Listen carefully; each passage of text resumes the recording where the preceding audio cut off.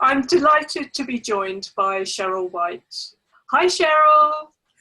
Hi, Sharon. And Cheryl's here today to tell us how Matrix Reimprinting has completely transformed her life. So Cheryl, tell us a little bit about how your life was pre-Matrix Reimprinting.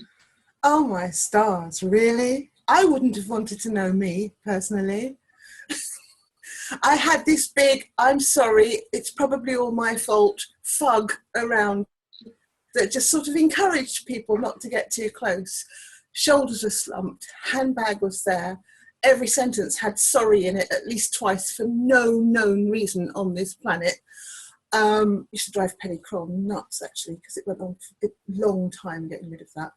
I'd had a heart in the middle of taking my LEA to tribunal for my son's special educational needs. Was that a heart attack? Because we actually froze at that point, so could you say that again? Yes, heart attack.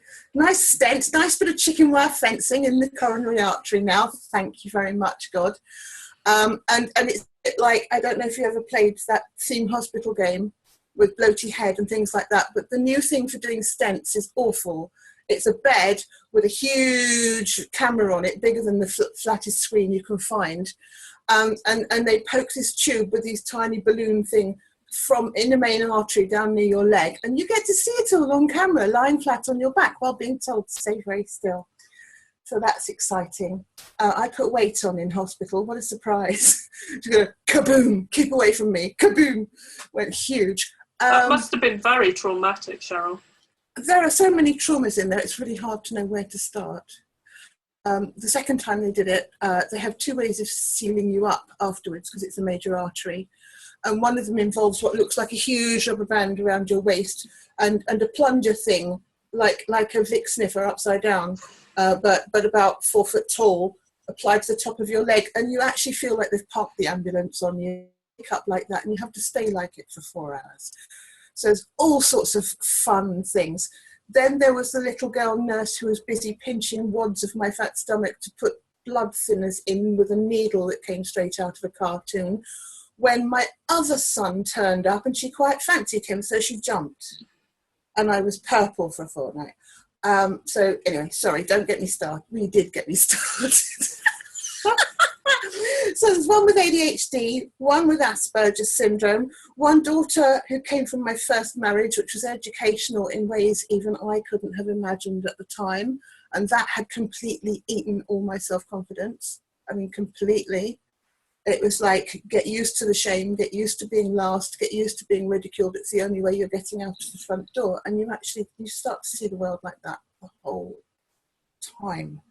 And my youngest, Lord bless her, who sort of escaped it all and has gone to university. But anyway, that's where I was. 4 kids, no hope, no job, no future, post-heart attack. Wow. So we know, as being therapists, that actually a lot of what happens in our adult life is created in our childhood. Cheryl, would you be able to share a little bit about your childhood with us and how you see that all fits into what happened with your heart attack? Well, the heart attack, I guess, was the peak in the middle of standing up for myself. My first husband left me when I got into Mensa on the basis if they let me in, they'd let any insert expletive here in. And that was the beginning of, but funnily enough, he left shortly afterwards. But I had a wonderful childhood. I had a proper, healthy, moral set of parents who brought me up the best way they could, considering they both went through World War II. Okay, so they both probably would be outraged at the hint of me suggesting post-traumatic stress disorder on either of them. But it was very brusque. It was very, this is the way to survive. This is the way, there, dear, you could have done better. You've made your bed and you lie on it. If a man's ridiculous, it's your fault. All of that sort of thing. So a lot of early childhood programming then. Yeah, but I couldn't see it for love nor money because they adored me and we went on holiday and we looked after each other and it was all wonderful. But their genuine beliefs came from a survival mode, as did everyone who was 10 to 16 when war broke out. So it's very, they were priming me to survive their childhood, which is all we can ever do. We can only work from our own experience. So, yeah. So I grew up with this Christian belief that if I just kept pulling my hat down and trying harder and being nicer, all the beasts would turn into Prince Charmings and everything would be saved and it would all come round. Sorry. Okay. Yeah. So how did you go about transforming all of that with Matrix Reimprinting? And what's the outcome now? Oh, how did I begin? Under duress. You were forced into it. I flipping was. I tell you, I turned up to this thing and I thought I was going to go and learn something that was a bit like the counselling I'd half done. I'd done intermediate counselling, but something I could use to make some money and find some dignity and get myself out of this hole and begin to stand up for myself, and realised we had to do work on our own stuff. I was, oh, you are joking. My stuff is not this. My stuff is like this, and it's all rubber bands, and if you even stroke one, the whole thing's going to explode. Keep away from me. So I went very hyper, and I tell you, Carl Dawson's training, the whole thing was an Udin for me. I went into stress and it's not happening. I was one of those puff-faced, slotty monsters by the end of day 5 that was being volunteered lunchtime sessions without having to ask. So that's how I got through that. Okay, so you felt a little bit traumatised by having to face all your past or your current stuff that was going on, but why did you stay? Why did you come back to more training? How can you not? How can you not? I did watch other people go stratospheric around me, reach for the stars, training this thing, training that thing, and there I was. No money, no future. I'd given up an executive type job with a heart attack to go and work at a golf course as a 4-hour-a-day pot wash, so I could continue picking up my special needs child from school and going through the tribunal process. Completely sold my CV and my self-respect down the river.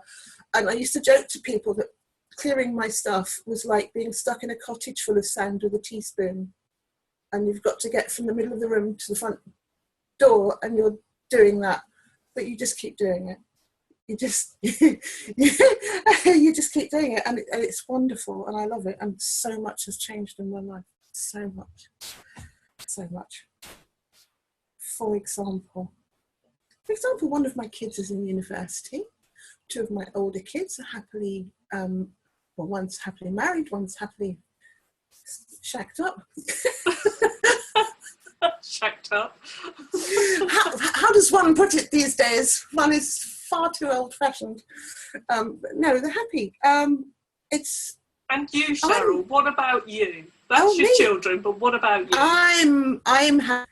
I've learned to say yes to things instead of you're kidding. I used to be one of those people. If the group in the office were invited out for a beer by the boss, I used to hang back because I was pretty sure he didn't mean me, and I used to force and you, Cheryl, out of him, which must have driven people bonkers.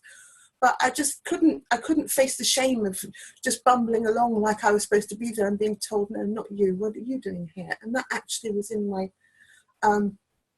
now I say yes to everything, as a consequence of which I'm a town councillor.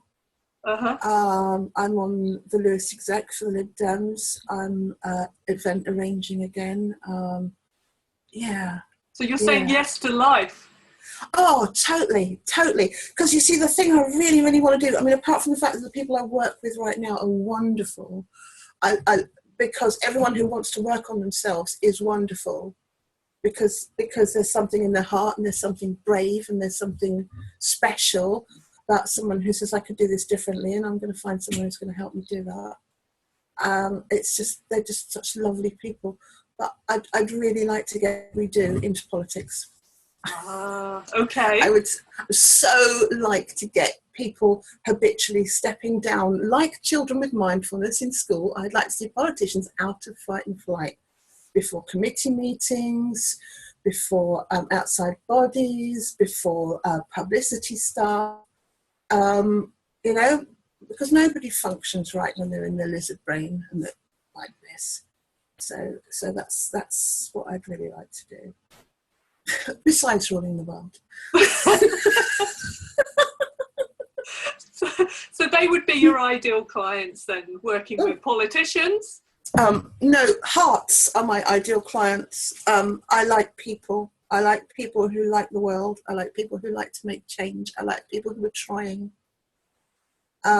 So that could be bedraggled mums like I was.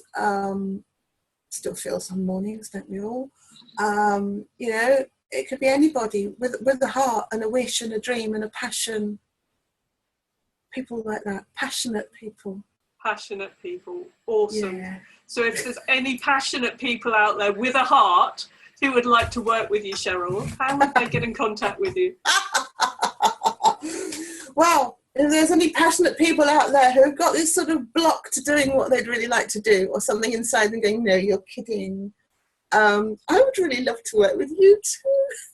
And I'm on the matrixreimprinting.com website.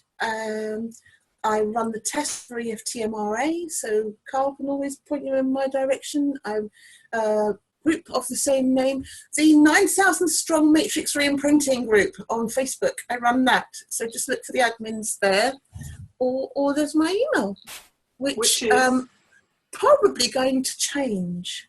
Okay. Because I've never done my website, and I think I'm probably in the process of rebranding because I haven't actually branded. Okay. Too busy having fun. So I am either newleafeft@gmail.com, or shorter and easier, although technically it's for my political stuff. So I will bump you across to the other one immediately, is libdemcheryl@gmail.com. Awesome. Lot easier to remember. Okay. Yeah. So okay. Ideally it's the new leaf Cheryl@gmail.com. So New that's the Leaf EFT, yeah. New Leaf EFT. That's me, yeah. Okay, so we'll put that at the bottom of the screen so people can find you. Bless you. And do you have any final message for Carl, Cheryl? What is the point telling that guy that he's a genius? He'll only push it away and go, no, I'm not. You know him so well. It goes bright red at a round of applause, doesn't he? This was a thing that had its time, and it landed to him, and he ran with it, and I'm so glad that he did. It's just probably, it's a bit Carlsberg, this is it. It's Carlsberg, probably the best therapy in the world. I'm going to ask you to say that again, Cheryl, because your internet went funny. Oh, yes, you're wobbling as well.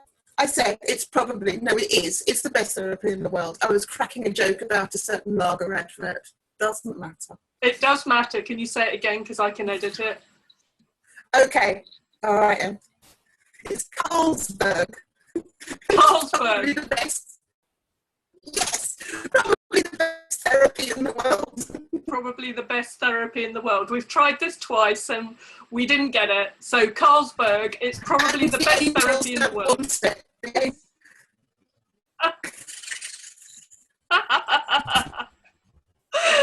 Cheryl. He's putting your mind out on this, isn't he? You sound like it.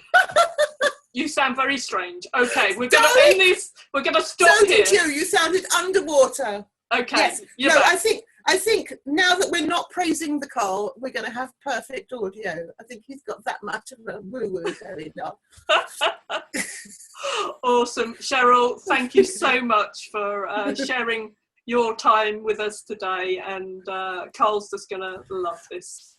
Do you know what? My one last thing to say about Matrix, it's a joy. And so is everything else. And that is so completely different from who I used to be. It's just, yeah, that's it. Thank you.